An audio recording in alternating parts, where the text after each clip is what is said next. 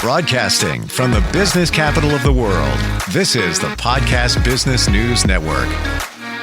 And welcome back, everybody. When this happens to your child, it's a big deal.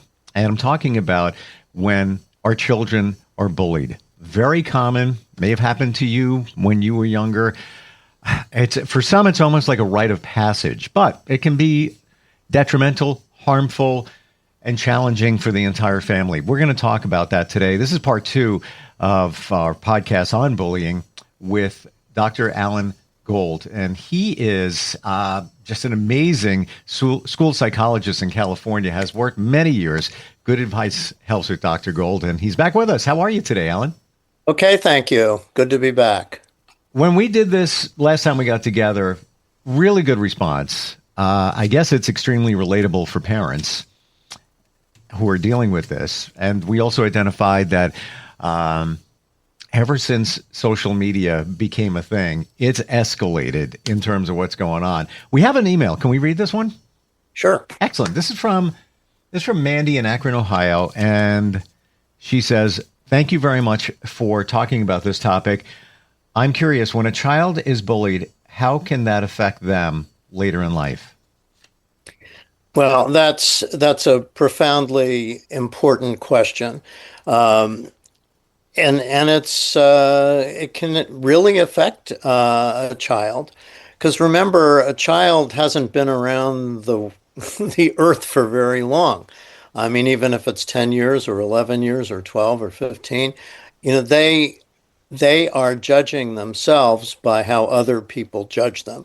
When you grow up, you're advised and criticized, whether it's positive critique or negative, by parents, by teachers. So children really develop a very critical sense of themselves. And as they get older, into pre-adolescence, early adolescence, they really depend very much on how their peers treat them. And if it's very negative, if they're made fun of, if they're bullied, if they're teased, if they're criticized for whatever it is, their appearance, their actions, their abilities, and so on, that sticks. And they don't have much to counteract it. As we get older, we can, build life experience that said, wow, I'm pretty good at this. I don't believe this comment that these people are making.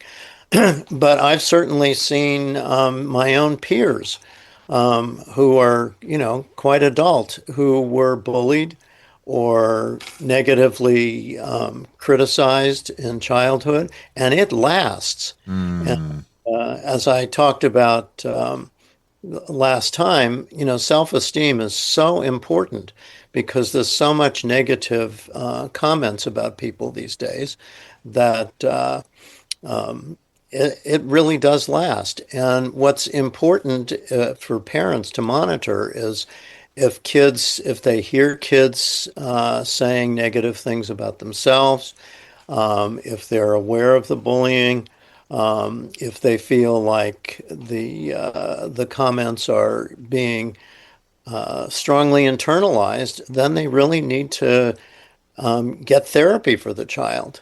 Because nobody, well, I won't say nobody, but most people are not all bad. And, particularly young kids, they're learning about life. So, yes, that's a long answer for a very important question. It can have a devastating impact if it's not dealt with. People who are criticized lose confidence. Well, I can't try this new skill, this athletic or music or dancing, or I'm not good at making friends. And then when they get older, I don't think I'm going to apply for this job. I'm going to be rejected. So it really is a very powerful effect of bullying that really needs to be dealt with when kids are young, so that they don't go through life feeling terrible about themselves. That's two many amazing points, but I think we forget that these are little minds. Depending on the age, 7, it could be bullied at 5, could be 10, could be 11, 12, whatever it might be. They haven't experienced life. They don't know how to deal and experience life. And now you're presented with this horribly negative situation, which can, I guess, for some kids become the norm. And certainly later in life, fear of rejection, not taking a chance, It can, at worst, it can lead to suicide. Yeah. And Yeah. or drug abuse, alcohol abuse. I can't stand dealing with these feelings all the time. I've got to get out of it. Those are not solutions, but they're methods that kids will use. And sometimes it's so bad that they would commit suicide. Yeah. Yeah. It's just, can you recall a time talking with a student and what that was like in a I'm not talking about a situation like that, but just, walking them through that journey, from the beginning to where they felt like they had a grip on what was going on there in terms of the bullying. Anything stand out for you? Yeah, just how hard kids can be on themselves, and how much effort it takes to counteract those negative feelings. How much they believe, well, she was my friend, and then she texted me and posted all this stuff on, and I don't understand it. And better that they don't understand, but than they believe it. But they're very self-critical. It's like, what did I do? Why am I this bad? Why can't she be my friend? What am I doing to drive her away? And all that sort of stuff. Or him. But with the social media, that's been, that's made it ever more complicated. And often girls will engage in the social media, and you don't see it as much at school. In the old days, somebody would pass a note, somebody would say something to you in person, they'd hit you. Bullying was much more obvious, and it could be dealt with. Now, with social media, the anonymity of it, sometimes you don't even know who's saying anything to you. The exclusion, there's chat groups, and then all of a sudden you're not included. You don't understand why. Pictures or videotapes may be posted that embarrass you. There can even be things like death threats. I'm going to kill you. People will post things that they, never would say in person. So, I dealt with not the super dramatic, but certainly enough times when kids would see things on their websites, on their social media, and they'd be really upset.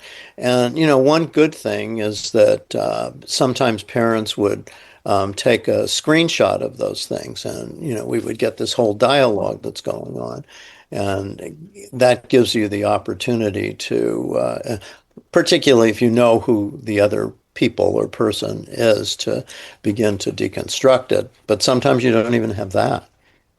Yeah, the one thing you said there that really, and I've experienced it with my kids, particularly my daughter when she was younger. Just what you said, the confusion. We were friends, and now she's saying mean things about me to others, and she's just being mean to me. Like the whole flip around, I feel, can be even worse than just a random bully passing you in the hallway saying something to you. Oh, yeah, yeah. Yeah, particularly if what you considered a friend is no longer a friend, Yeah. And, when you really think about bullying, and I've thought a lot about, what causes it, I've looked up and done some research, and, it's a lot of the research is about Western culture and not so much Eastern, but it's not just the United States. And I think it's partly a human characteristic to try to be superior to other people. And that's what, you want to control people, you want to intimidate people, you want to damage their reputations and that kind of thing. You want to establish some superiority. But if you dig deeper, why some people are bullies and other people are not. I was looking at some data that 37% of kids say that they're bullied. Well, that's, over a third of the population. But what makes somebody have to bully? And those are the things that make it so complicated. So, as I said last time, it may be personal trauma. Hurt people hurt people. Maybe they are being bullied by other people, and that's their only method to And deal with. I agree with you 1,000,000,000%. And in my in my journey, those words, hurt people, so true. So true. Yeah. But when you look at it as a child bullying another child, call it 8-year-olds, 9. That child got hurt, even at younger age, and that gave them the reason to bully another child. That's concerning. Concerning. Yeah, absolutely. So they may be victims themselves. Maybe Yeah. it's from other kids. Maybe it's a sibling. Maybe even it's the parents, Parents. Yeah. Mhm. And they have learned, they can learn bullying from adults. And I mentioned it last week, that, or 2 weeks ago, I guess it was, that, what kids observe, we often think that kids are impervious or or non-aware of what they see in the public media and what adults do. But on the other hand, that's not true. They're very aware. So I talked about how politicians, and it's not just Republicans, actually, pardon me, but I was thinking of back in 2016 or 2016 when Hillary Clinton called Trump supporters, what was the word? I wrote it down. Excuse me. Deplorables. And then the other day when Pete Hesketh was being interviewed at a news at a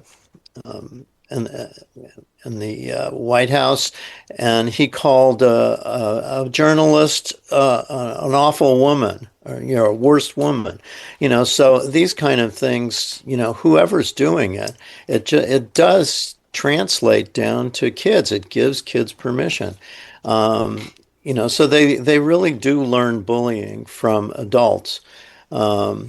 Another reason is they may have limited social skills. They don't know how to cope with the meanness, or they may have a disagreement or conflict with another kid, but they don't know how to resolve the conflict. And that I've seen that possibly result of COVID, where kids didn't have the opportunity to learn social skills early. And the one that worries me the most is when people don't lack empathy. When they do lack empathy, I'm sorry. When they have no sense of what they say or do might affect somebody else. Yeah. And it seems like there's more and more of that people only care about themselves. They're narcissistic, egotistical, and they don't really think about. We've all been in that position where we react very spontaneously to something, particularly if we get an email and we knock off a response to it. And, it's really important that we read it again, wait 30 seconds, ask ourselves, how would I feel if I received that email? Anger is, really up there, but underneath it, there's a lot of these other feelings like insecurity and hurt and, and inability to have positive ways to resolve disagreements. I think it's very hard hard these days.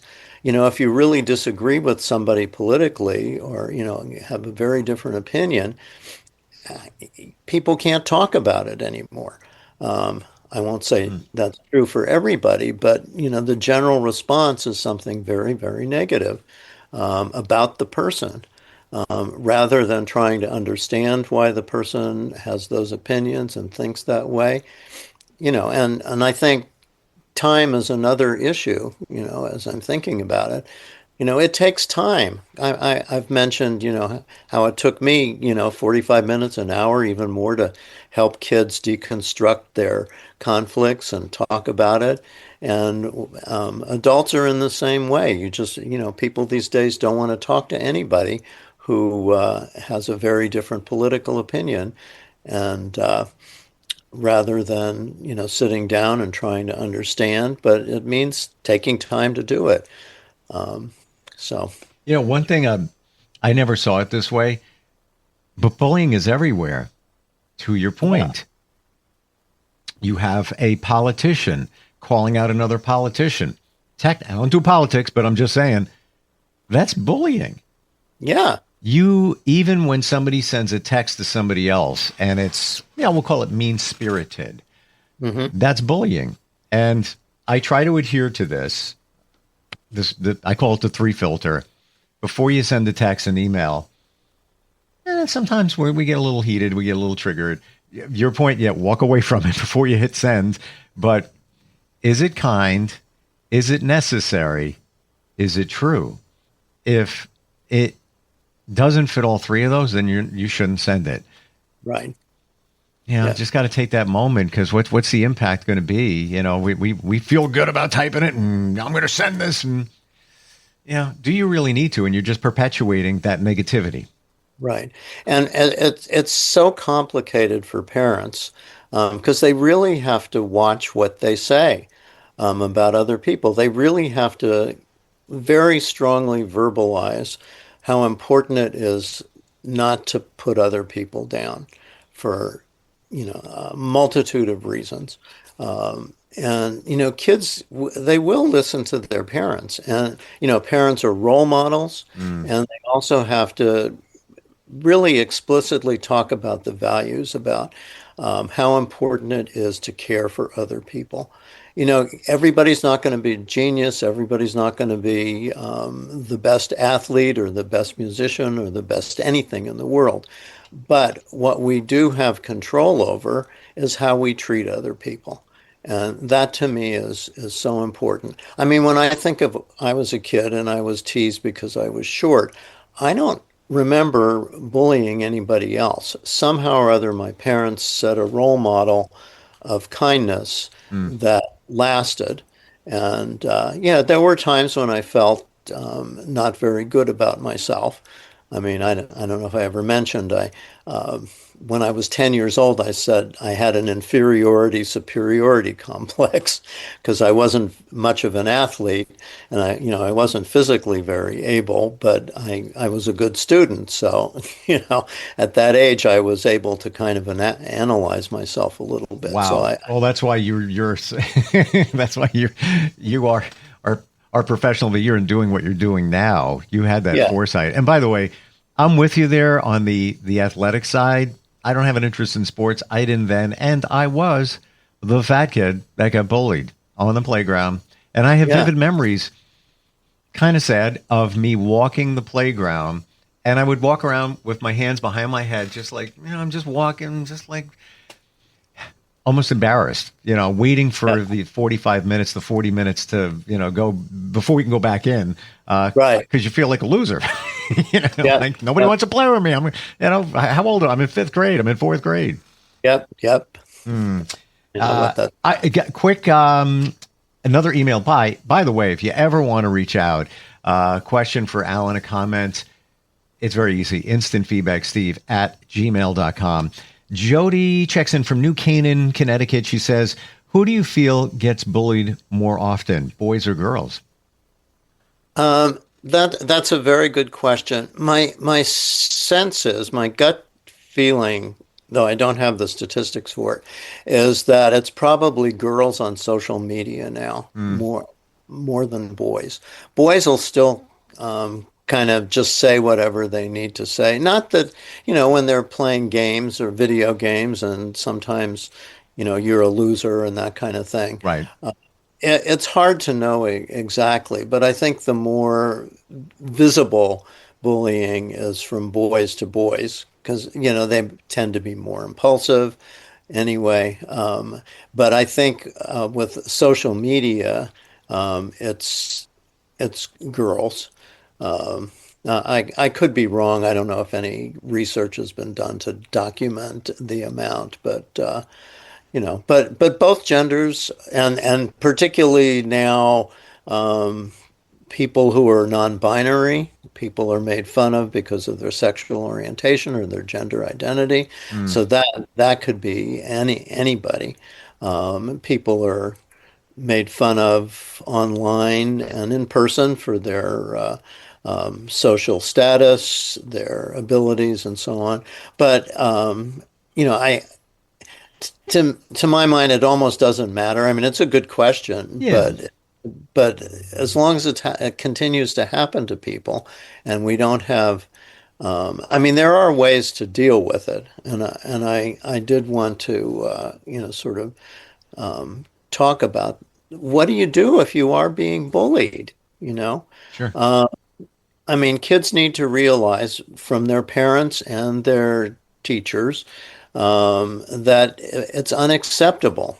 One, don't bully back. I mean, whether it's on social media or in person, try not to give that because all it does is accelerate. I mean, it's like war.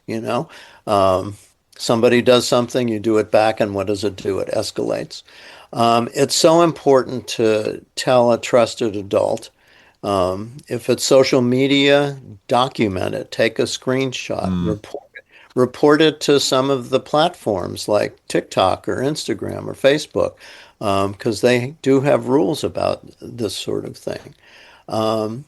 If you can, develop both physical strength to be able to stand up. Don't just weep and bend over, and be able to say, when you say that to me, that really hurts my feelings. Please don't do that anymore. These are all a number of different possibilities that people can do. Some people aren't going to be able to do some. But parents need to talk to their kids about how to react or even just walk away, standing up to the bully. And standing up for others is really important. You may have heard the term an upstander. hmm So if there's if you have a safety friend, a good friend that you can trust who will say, "Hey, come on, that's not nice to say to so and so. Please don't do that." There's much more strength when there's two or three kids that are saying, we don't Sure. do that. So it's good to learn how to be an upstander and to have one. And for the mental health piece of it, it's really important to try to build the kids' self-esteem, reassure them that this isn't about you. The other person's probably being bullied and hurt. And as I said earlier, if they can't overcome that, if they can't develop a strong enough self-esteem to say, "Oh, come on, I don't believe that," then they need therapy. But it's also important to try to minimize contact with the bully, get off the social media for a while, block the bully on social media. Um, so those are all, things that you can do. And then I think it's wonderful for parents to help kids develop empathy. Instead of the bullying thing, learn how to give compliments. Um, and parents need to do that with kids. I mean, I would say probably 10 times as many comments they get from adults, parents and teachers, are negative. We look at it as constructive criticism, but You mean how a much parent? You mean a teacher to a child or a student? a teacher to a child. Oh, Yeah. yeah. And I mean, the memories are flooding back right now. yeah. I mean, what do teachers usually do? Teachers usually correct the kids, if they do something wrong, but how often do they um, compliment the kids? That's really a good start of your um, uh, essay, or that was a very interesting comment you made. Mm, I'm not saying that all teachers don't compliment, but the tendency is to correct yeah. because kids, that's growing up. You make mistakes, so you have to balance it. And I remember somebody said once that it takes 10 compliments to kind of undo or balance one criticism. So Mm. even giving a bully a nice comment can possibly, it's very hard to do Diffuse that, them. Yeah. Potentially but diffuse them. at least it's confusing. Yeah, yeah, Wow. I have so many memories that are coming back based on everything you're saying. Like, I think that's one of your superpowers.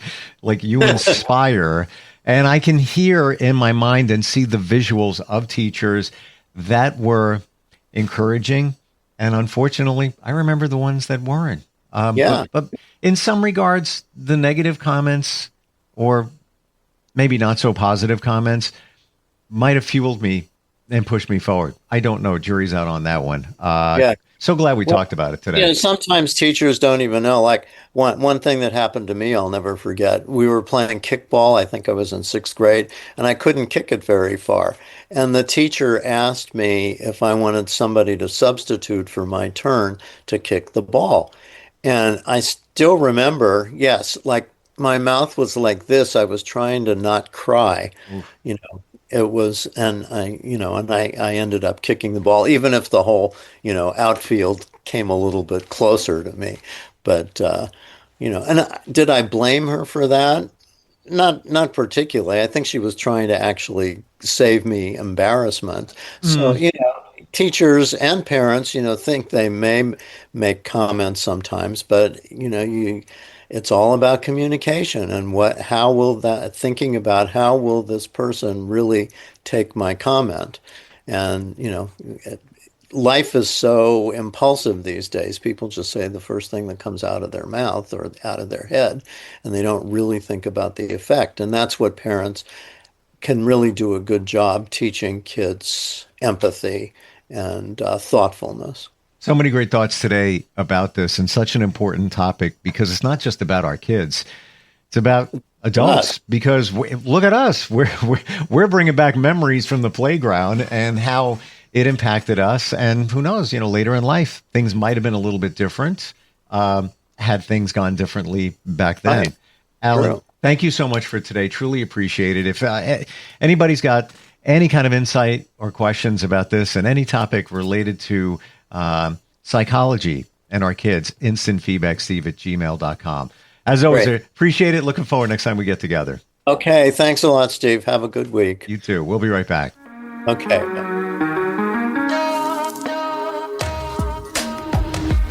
Broadcasting from the business capital of the world, this is the Podcast Business News Network. Adopt US Kids presents Multiple Choice Parenting. Your daughter just had her first breakup. Do you A, put yourself in her shoes? How could he do this to you? And for Sheila, she has split ends.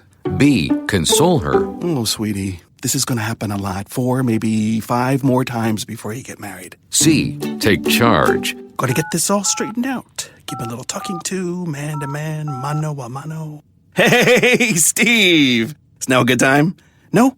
Okay, no problem. Bye. Or D, help her find a new boyfriend? I know a great place to meet boys. The internet. Nice, single boys. Never mind. How about some ice cream? As a parent, there are no perfect answers. But you don't have to be perfect to be a perfect parent. Thousands of teens in foster care will love you just the same. For more information on how you can adopt, visit adoptuskids.org. A public service announcement from the U.S. Department of Health and Human Services, Adopt U.S. Kids, and the Ad Council.